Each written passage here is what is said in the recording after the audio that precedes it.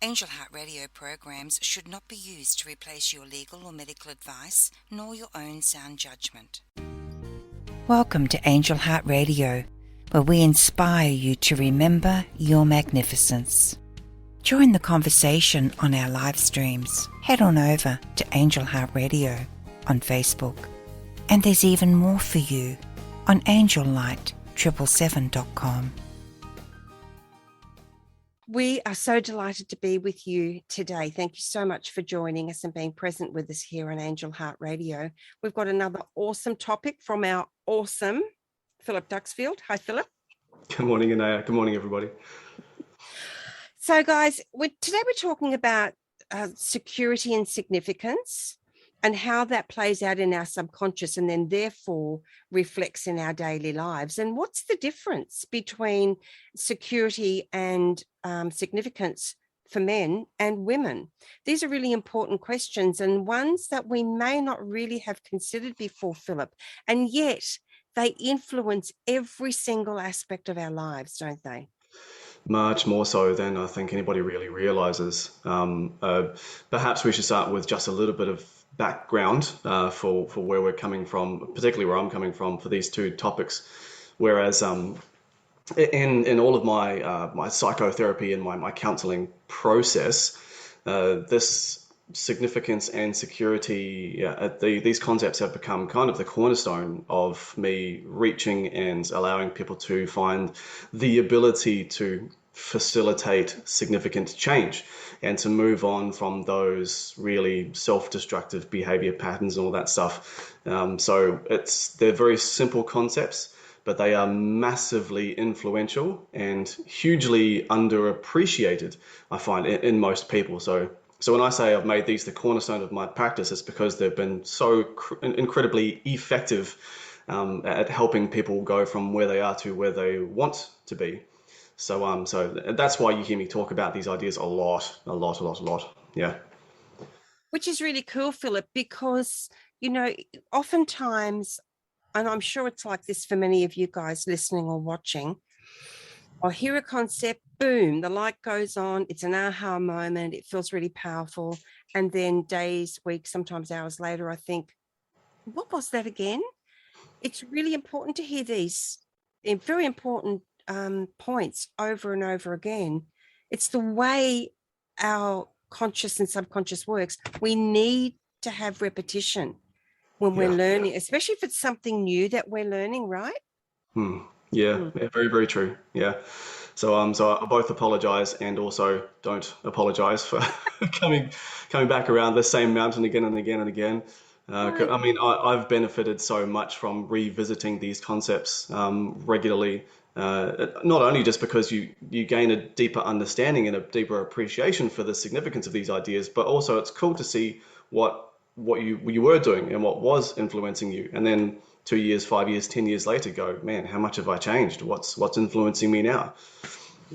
Absolutely. And I find that I actually have that experience a lot, particularly lately. I seem to be doing a lot of taking some leaps, some really significant leaps personally. I want to welcome everyone to Angel Heart Radio.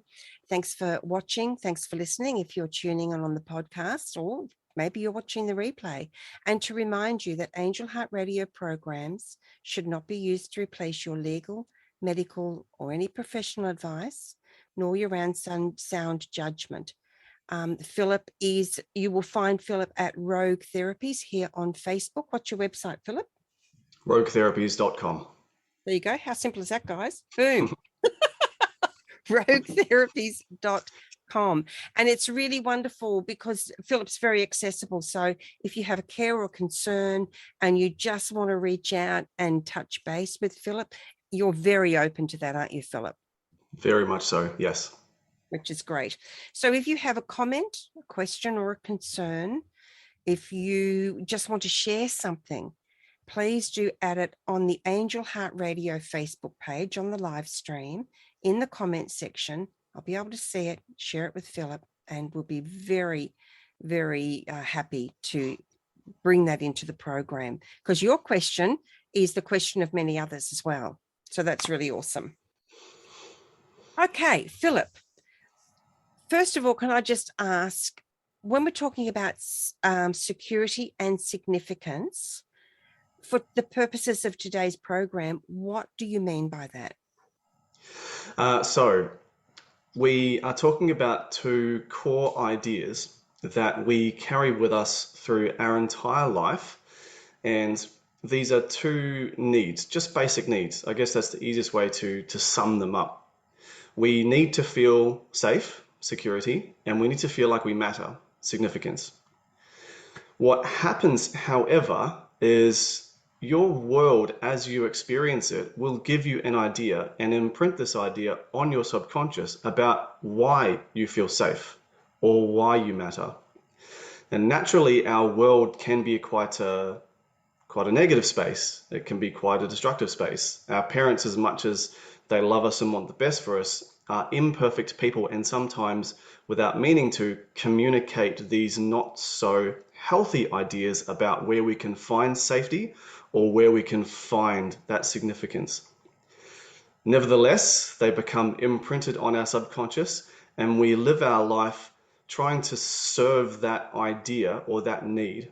So if we're starting from security, which is the primary need for most women, so most women won't even worry about why they matter until they know why they feel safe. And let's explore some ideas for how a woman might feel safe. So example number one, let's call her Jane. Jane grows up in a world where she actually has a fantastic example of a marriage shown to her by her mother and her father. Her mother and her father, they are good to each other. They stay married for forever, essentially, till death do us part. And they have great relationships with other married people. What can happen is this imprints an idea on Jane's subconscious that her parents were safe because they were married, because they could always rely and lean on each other. So marriage or relationships equals safety. She may not be aware of this, however, so when it comes time for her to seek a partner, she's going to, without intending to, put all of her need to feel safe on her partner, which means that the second her partner lets her down, it's going to be incredibly distressing. Whereas other people might be like, oh, my partner let me down, who cares, moving on with my life. For some reason, it's difficult for her to cope with. And the reason why is that the subconscious idea that a strong marriage is security. In the absence of that, I'm not safe anymore. Mm.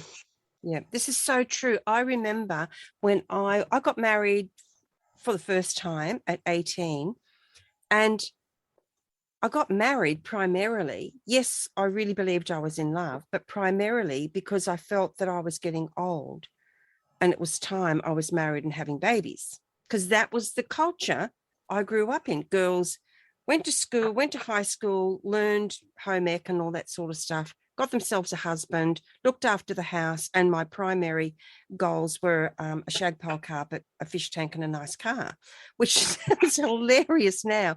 But they were really deep concerns for me at the time, because that was my idea of security. It meant I would have made it. We had enough money to purchase those things, that so therefore I was safe. And through my life, learning what it really means to feel safe and secure within myself as a woman and a human being has been an incredible journey, but it's a journey of great courage, Philip. Yeah, and ready or not, here it's coming, right? Because you're gonna have those issues where, maybe your first marriage doesn't last, and you're going to feel completely abandoned and unsafe in the world. Where are you going to go to next for your safety? Where did you go to, Anayah, once that Uh, first marriage failed?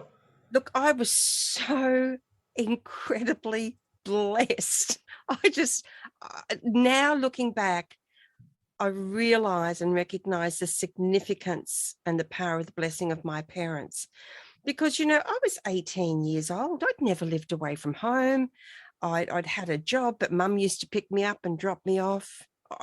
Essentially, I didn't know who I was. And my parents were so amazing, because I had a son I have a son. He was a baby at the time. They were so incredible because they allowed me to continue to grow up. I could take my son to them at any time. They would look after him for hours or overnight, which So meant, your safety became your parents.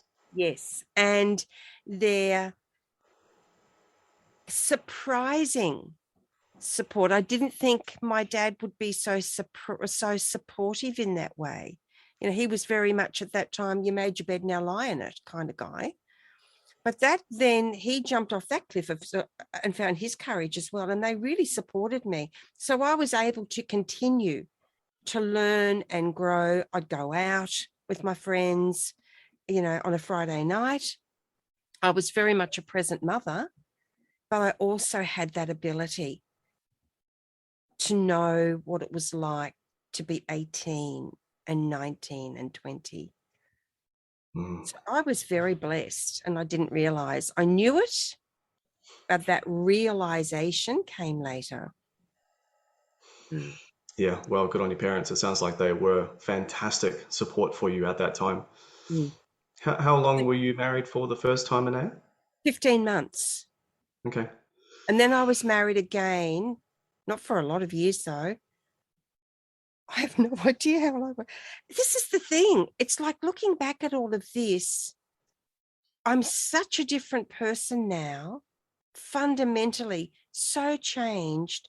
It doesn't even really feel like that was my life because that person doesn't even exist anymore. Yeah. And then the third time I was married for 15 years. So it's been a very interesting journey. And I really was a very codependent person in my last marriage. I didn't know how to be me.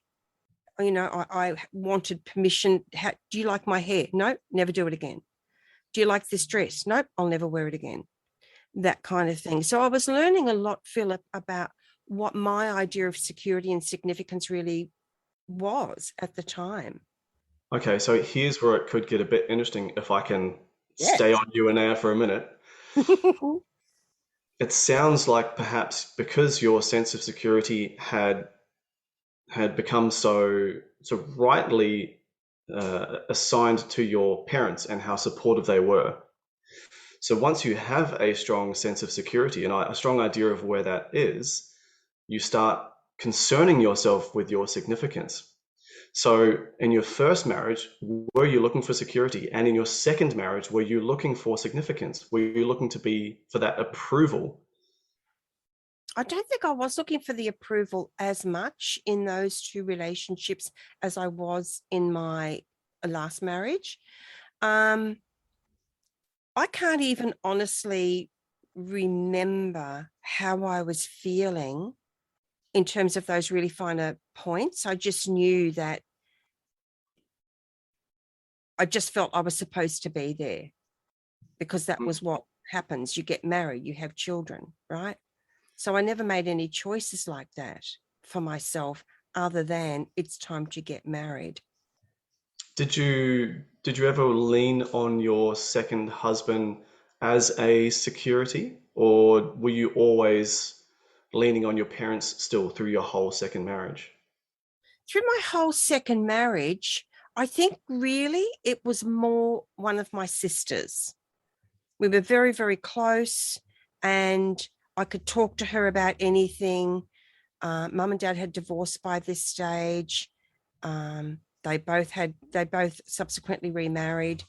But it was really one of my sisters who was my mainstay. She was the one that I went to for everything, talked everything over. So Yeah. perhaps does that mean that your idea of security was from your family, Yes. even though your parents got divorced and they separated and went in separate directions, you could still rely on your family. So the idea was still the same. Absolutely. It's just And the the family members stayed changed. close. The family Yeah, stayed yeah. close. We would do family holidays together, all of us. You know, we actually stayed quite close in that way. And my stepmother, I'm very, very close to. I mean, I just consider her my second mother, and I still have her in my life, which is so beautiful. But it really wasn't until I got into my last marriage, Philip. This is so interesting. And I'm wondering how this is reflecting for you guys listening as well with significant relationships in your life. It wasn't until then that I became 100% codependent. Oh, I see. And I don't know why. So what do you think you were missing then that you were hoping I that got your it. I partner got would? it. I got it. I got it. I got it. I got it. I got it. Okay. So we're talking about security and significance. I always felt very insignificant as a person. And I did for many, many, many, many, many years. And my dad, as many men were in those days, I'm 64. Dad was very, very rigid all the time. Show no emotion, no matter what. And I always thought he was quite cold in that way. Turns out, of course, he was a very emotional man, trying to keep it all trapped inside, because that's not what men are supposed to do, right? So I realize now, looking back, that I married a man and men who were unable to be available to me emotionally, because my unconscious belief was if I could make them love me, it would prove I was lovable. Ah, well done. Very well That's done. what it is. Yeah, yeah. I love it. I love the discoveries. But they were very painful at the time. Don't get me wrong. I went through hell and high water. So if you're experiencing anything like this, get some support. Reach out to Philip. He's awesome. He's here on Facebook. You can private message him. He will respond. Make sure that you're getting the support that is bringing you, which sounds like I'm repeating myself, but I'm not, support, and not just bagging your partner, talking about how terrible things are, because that'll keep you feeling stuck, right? Yeah, and what a difficult thing to go through when the penny's probably dropping for a lot of people, right? Where they're thinking, "Gee, did I get into this relationship for the same reason that Anayah got into that relationship? Because I want someone to approve of me. I want to be told I'm a worthwhile human being." And so you're bending over backwards trying to convince your significant other that you're great, when really, ideally, your significant other should just be showering you with love unconditionally. Mm. Ideally, yeah. Ideally, because the thing was, I unconsciously and subconsciously chose a man who was not capable of that. Mm. So Yeah. therefore, I was already in a very difficult position. And then it's an addiction. It becomes more and more necessary to get that approval, to get that feeling of love and connection. And the more it's taken away, it really is an addiction. The more desperate I became to get it, to have it, to feel it, to experience it, and it never came. Mm. And so, what would you say, Anna, to those women primarily who find themselves in those relationships that were looking for that security, and perhaps either their last relationship fell apart, or maybe their marriage ended, and they don't have family to lean on for that security? First and foremost, the most important step, I believe, is to learn what it means to treat yourself as a valuable person. So, for example, if you're having a conversation and it's negative and you're feeling dragged down and you're feeling anxious, that's a sure sign that you're in a position that you have placed yourself in that environment that is only going to reinforce your feeling of lack and of very low self-worth. So it's gratitude, Philip, which sounds so incredibly easy and overly used. But gratitude, I don't care what it is, find something to give thanks for. By Excellent. doing Well, this, yeah, that then begins to create an opportunity. It won't make you feel better overnight, or it probably won't, but you then start to create opportunities in which to experience positive thoughts and feelings, which then influence the types of chemicals that our body and our brain are producing. right? Very good. Mm. That's so important. And no matter how bad things are, find something, anything. Have you got feet? Have you got hands? Have you got fingers? Have you got water? It can be as basic as that. You've got lungs, you've got eyes. So you're deaf. Can you sign? Find something, anything. There are subtitles running right now. So even if you're hearing impaired or have no hearing, you can, if you can read, if you can't read, get someone to teach you. Yeah. Actually, the opportunities are endless, but it takes time to recognize that, right? Mm. Mm. And let's take it a step back here as well. Because often when you have people like Anayah and myself, and we're saying, wow, there's so many good things you can do, and you are able to make a turnaround, that there's still a chasm, isn't there? There's a great Mm. divide still between, but I feel worthless right now. And even just engaging in the act of gratitude still feels like it could be 100 miles away from where I am. So let me just give you permission right now just to be a little broken and a little hurt. Now, your subconscious is trying to keep you in a negative space because that's where it feels like you're safest. So it's just a survival mode. You don't hate yourself, and the universe isn't out to get you.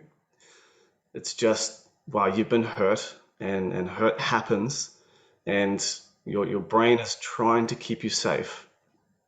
But if you stay there, then you'll miss out on living as well. So it's okay to be there. It's okay to be in that space, and give your body permission for the rather difficult situation it's put you in right now. It's all part of the process, and it will end. Assuredly, it will end. Yeah. Even baby steps count, right? Even baby steps count. And knowing that, um, for me at the time, and for me, it already started turning around when I really started connecting. Oh, no, that's not true. First of all, it started to turn around when I found a series called Homecoming. No, Bradshaw on the Family, but John Bradshaw. That was like major, major, major milestone for me. It's still available. And this man really, he's kind of like really coined working with the inner child, right? And what he was saying was breaking me open in one way, but also lifting me up in many others, and started to give me something that made sense. And so that was the journey I first took. And at that stage, I was very, very afraid of everything and everyone. And so I was a great comedian, you know, laughed at, all my sentences I was laughing in. That's a real clue, isn't it? The more we're laughing, sometimes that's a substitute for crying, right? For tears. Mm. And that's really a sad and lonely place to be, but it's not the only place. So I found that, and then when I started really consciously connecting with the angels, it was like amazing. They started showing me how they saw me, which was very difficult in the beginning. And I'm going to post a little clip later about that. Actually, it's on angellight777.com or theangelcode.com. Go and have a look. It's beautiful. You do have choice. Now, Chrissy shares, I had experienced the same thing in my life with 3 relationships. I started to love myself first now. Congratulations. That's powerful. We've got Yeah. some wonderful people. It's very powerful. Hi from Angel Wings. Hello, Angel Wings. And we've got lots of other people watching as well. Thank you so much for being present with us. If you have anything that you want to ask, share, just put out there, put in the comments on the Angel Heart Radio Facebook page, and Philip will be able to support you, as I will too. So, Philip, This is a journey, as I said before, of tremendous courage. Yes, yeah. I guess that's putting it mildly, but there really is no other way to sum it up, is there? Other than to say that everybody's going to find their courage one baby step at a time. But yes, it does take a lot of courage. And you know what? Sometimes the ways in which we hide and the behaviors we do to cover our failings are such clues as to what's going on. Like me, for example, having grown up in a military family and always being on the move, naturally I found it quite difficult to maintain long-term relationships because I physically couldn't. And one of my survival methods was learning to be the social chameleon, they call it, where you just reflect the person that you're in front of to gain instant acceptance and be able to make friends very easily. Which led to some other survival behaviors, which I did to create social circles for myself. And it was all because I was feeling afraid. But long term, it's also shaped the person that I've become because now being a social chameleon is one of the primary abilities that allows me to facilitate what I do, which is being a therapist.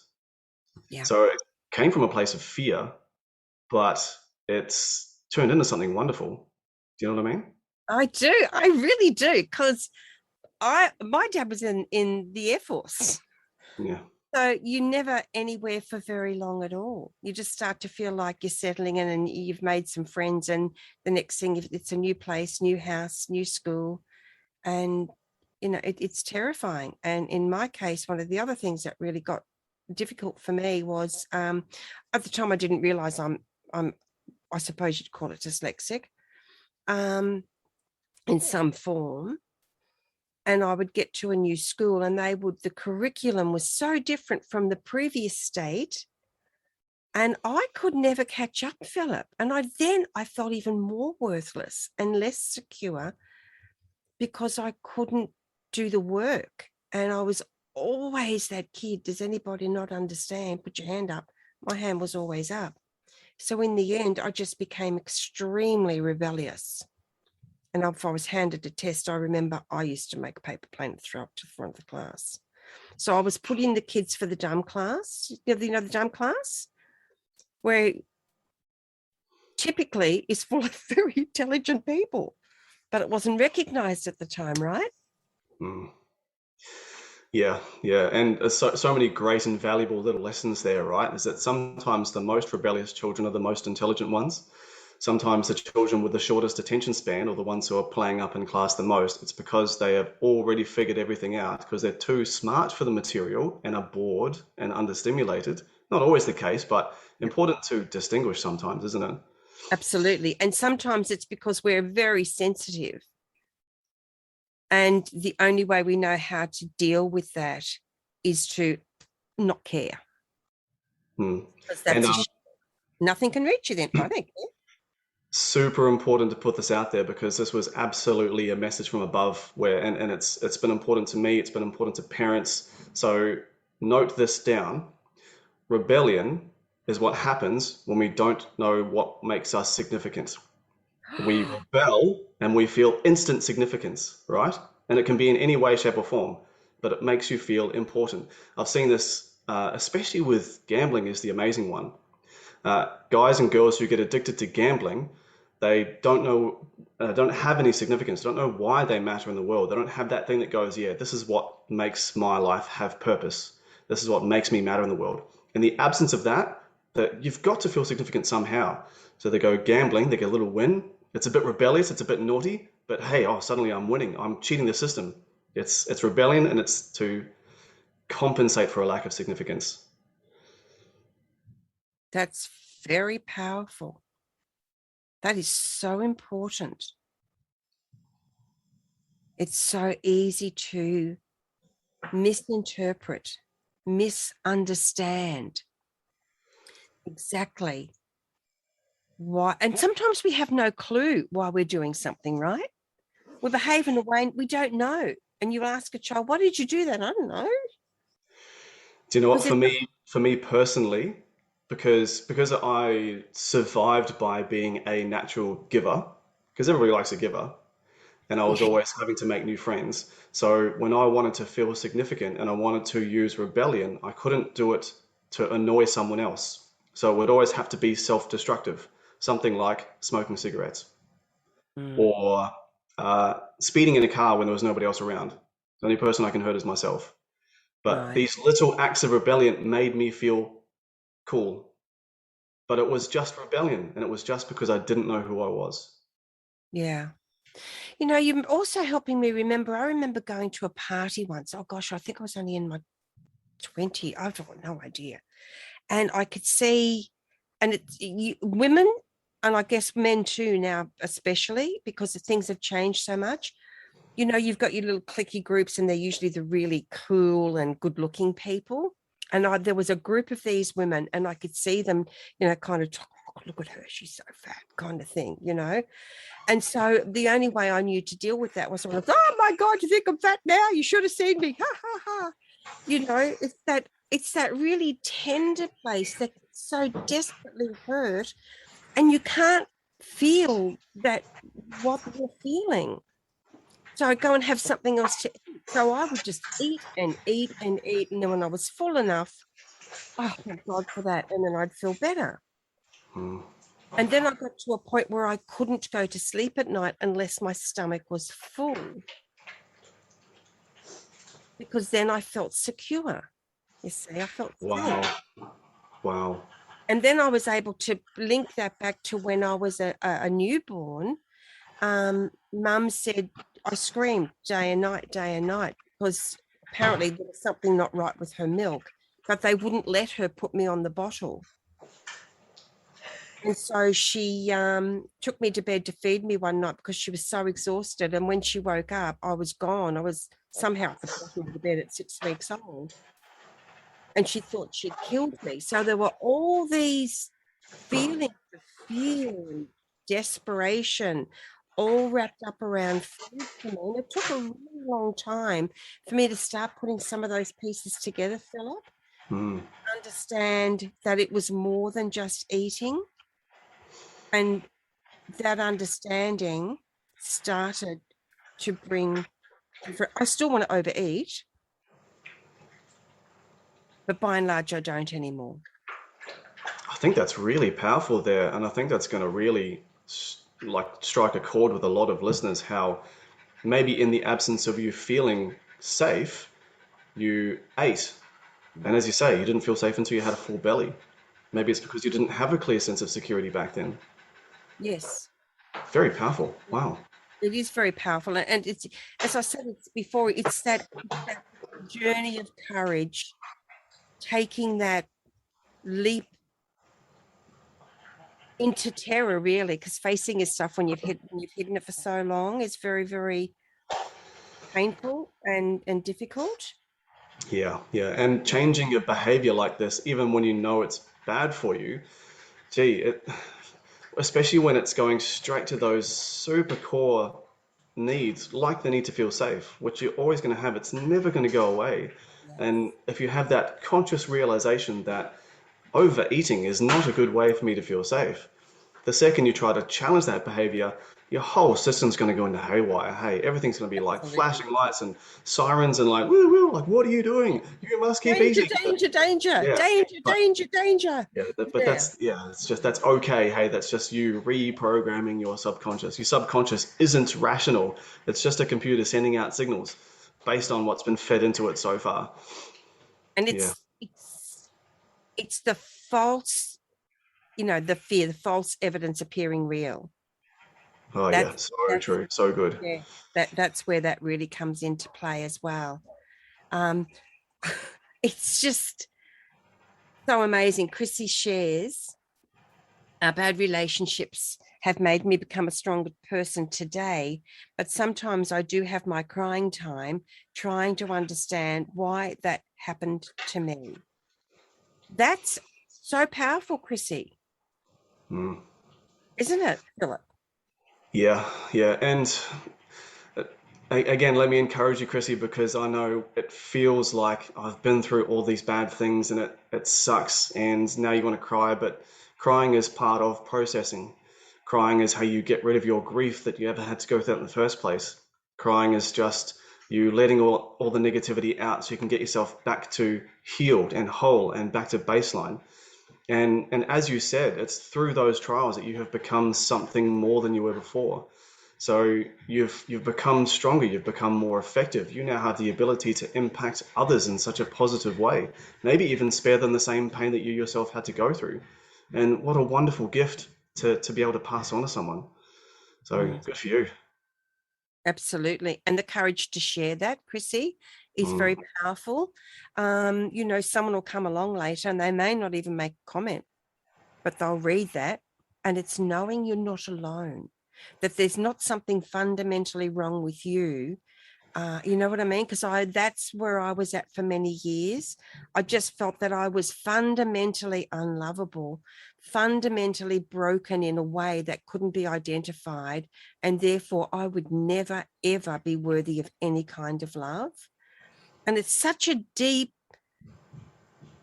it's just such a deep pain because it speaks to our worth and value as a human being, right? Mm, Yeah, so perhaps it's a good time just to remind everybody that no one's here by accident. You are here on purpose. You were designed deliberately. So someone wanted you here exactly as you are at exactly this time for a very specific purpose. so true. And to when the angels first said these words to me, I was actually crushed. And I do speak about this in a beautiful interview I did with Sherry Myers on how to connect with angels. It is so it's one of those times, Philip, where I feel I was able to share, because we're talking about the angel code. It was one of those times where I felt the sharing was so incredibly anchored in my heart, that true heart sharing. And when the angels first said to me to remember my magnificence, I just felt like I was flawed. How could anyone think that I had anything magnificent about me? Because I had such great self-loathing at the time. And here's the thing, guys, that will change. It's the willingness to know, even that tiny little seed, Philip, that teeny tiny little seed of hope. If you nurture that, it will grow. Mm. Tend to it. And that's why, on the Angel Heart Radio page, we say, planting seeds of hope. That's what we do. That's why Angel Heart Radio, one of the reasons Angel Heart Radio is so important to me. We need to plant seeds of hope in ourselves, in others, in the world.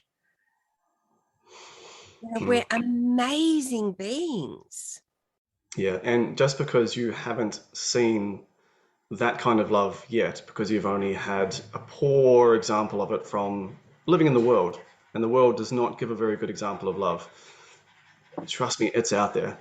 Yeah. There is a very real higher power out there who wants to show you that I love you, not as the world loves. This is completely different. And Mm. we'll get there a little bit of time, but just know that, yeah, you're very, very loved and very, very special and absolutely magnificent. Definitely, definitely. And the thing of it is, it's in us already. We can look for it in so many different ways. I look for mine in food. I look for mine in sex. I look for mine in arguing. I look for mine in stealing when I was a teenager, young, and actually an adolescent. I look for it in so many different ways. Drinking. Thank God it made me so well I couldn't continue. um, and the thing is, it was all that looking out. I didn't know it was inside me, which it's inside you and all of us, Philip. And the really cool thing about all these terrible experiences that we have is when we actually get that and start to recognize it, it's so liberating, right?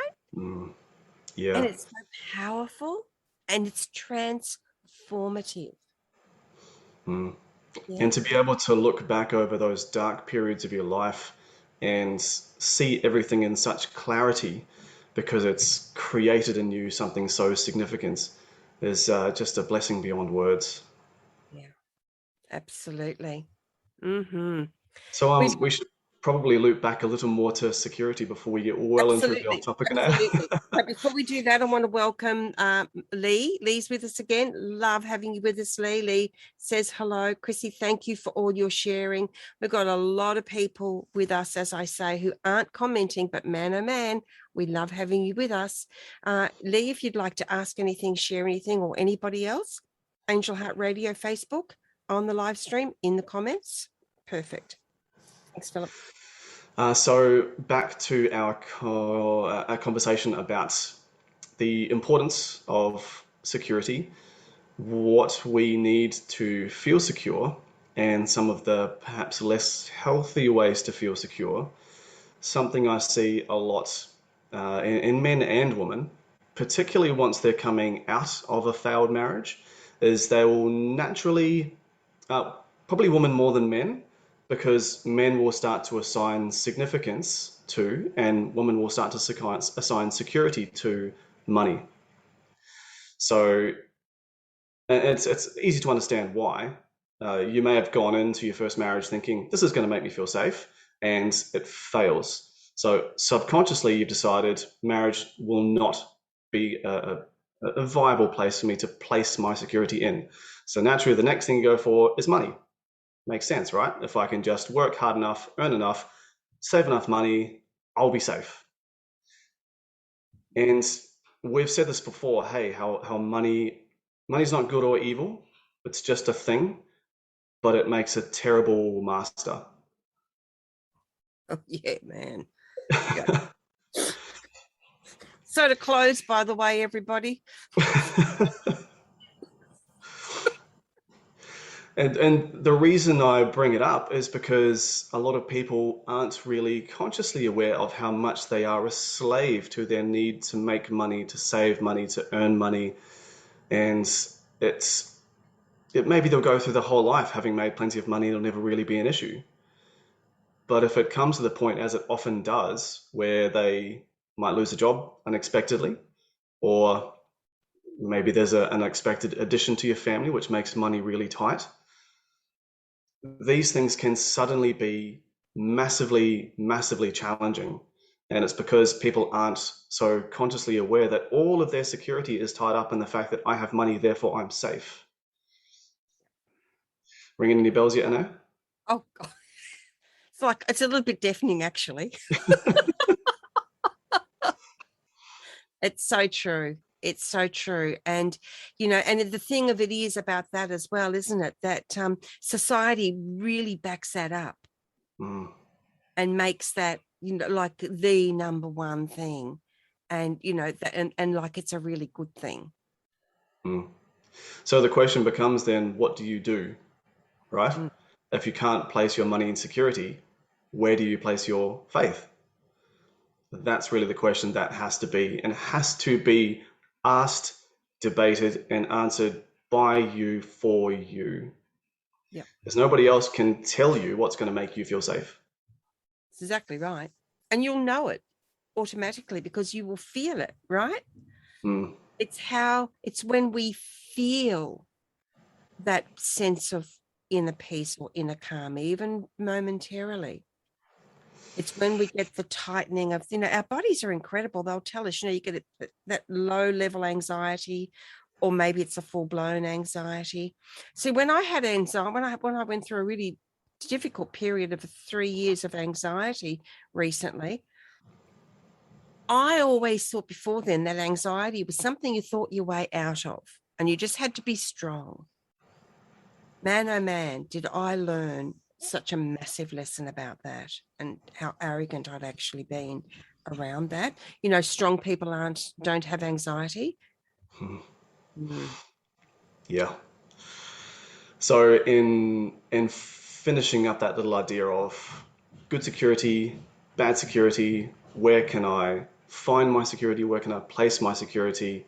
You've got lots of good options. Obviously, for people like Anayah and myself, it's easy for us to find security in our faith. And faith is a great place to have security because faith is very unchanging and it's very stable. But at the same time, not everybody has a good relationship like that with a higher power or with your angels. So you can't just leap into a relationship like that, which will give you instant satisfaction in that area. So then what do you do? Is it wrong to look for security in your partner or from money or from your family? The short answer is no, of course not. But you just got to be aware that at some point these things are likely to fail you in some way, shape, or form. So give your partner permission ahead of time to let you down in a big way. Give your family sufficient permission to be selfish from time to time. If you got your family to say, I need you, and they say, I can't, go, fair enough. You can't always be there for me. I get it. And work hard, save some money, but realize that money comes and goes. So it's, as we always say, it's a good place to be responsible, but it's a terrible master. Yeah, so true. You know? Yeah, so true. And sometimes I think too, Philip, it's really great to have, if you're in that kind of relationship already, and you know what, it's even good to have that relationship with yourself where you start to sort of really think about, okay, so what are my triggers? What triggers me to act out in whatever area or areas it might be for you? So for me, as I said before, I had a big thing with food, needing food to feel safe, and specifically sweet food. Um, it's taking that journey. So I now understand that. Say for example, if I'm at the shop saying, "Oh my God, I just want some chocolate," right? And I'm not always successful. I.e., this last Sunday. Um, but what I've learned to do is, okay, so I'm going to have some chocolate today, but I don't buy a bar. I just buy a little, a little thing of chocolate, and I find that's enough. Hmm. And the other thing I've learned to do is when I'm not eating anything, it's usually at night. When I'm not eating anything like that at night, is to have that conversation with me. It's all right. You just need to go through this, Anayah. You know that you'll get through this. You know you're going to really crave to eat. And if this is about something else.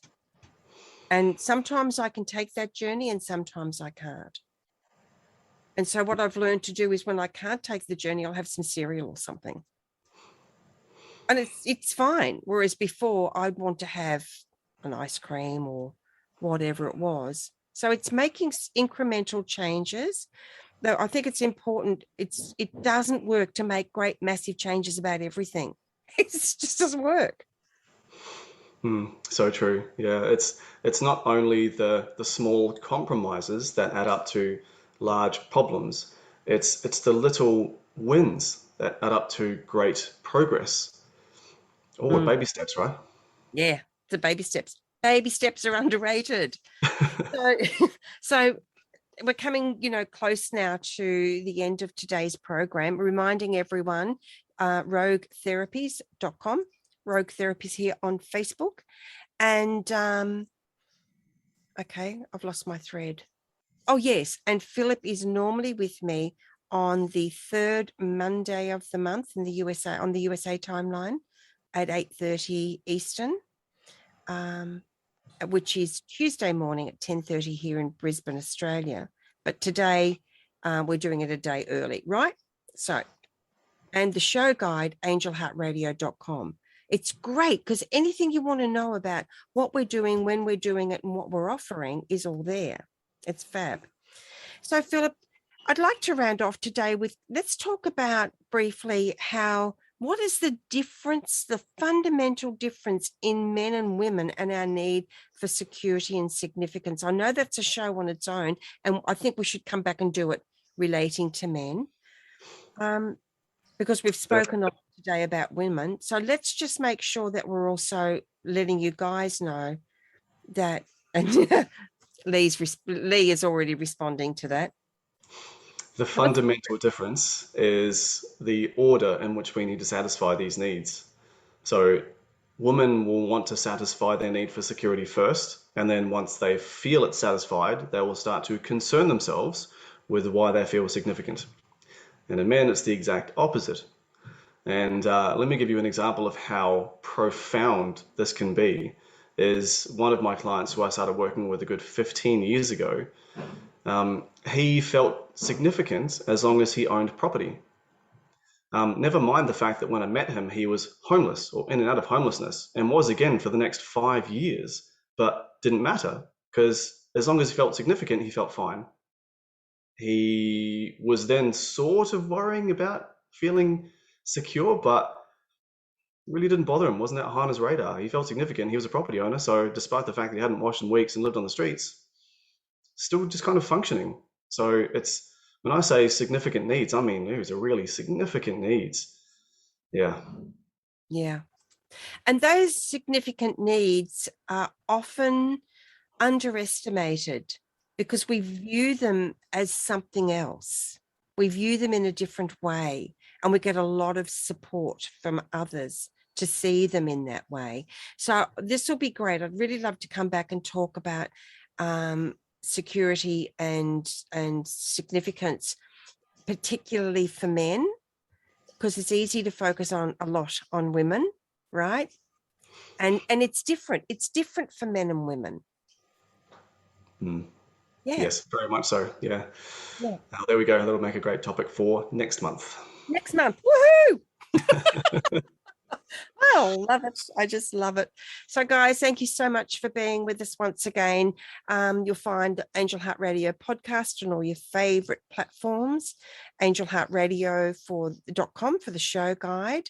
Rogue Therapies, especially for Philip, and on Facebook. So please do reach out. And I guess the most important thing today to leave you with is to remember that you actually do matter, even if you feel that you don't. And you aren't alone, even if you feel that you are.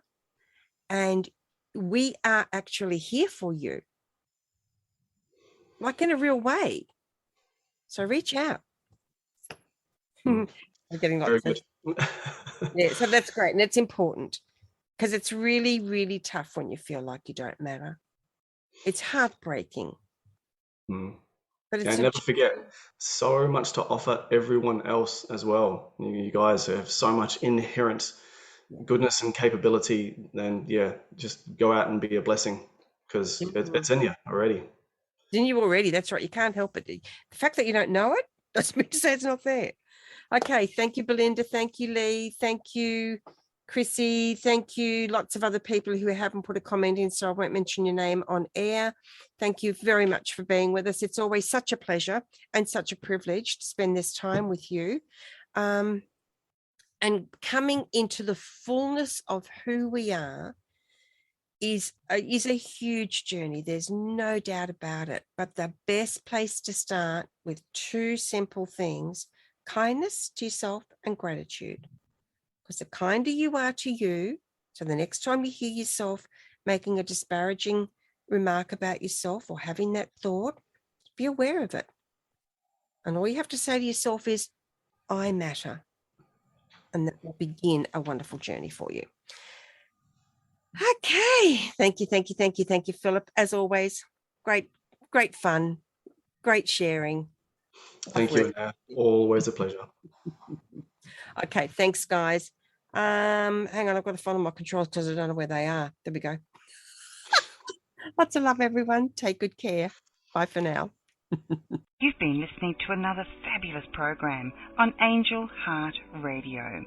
Our goal is to remind you of how much you matter in the world and to let you know that we appreciate who you are in the world. Angel Heart Radio programs are powerful tools. They are not intended, nor should they, be used to replace your medical or legal advice.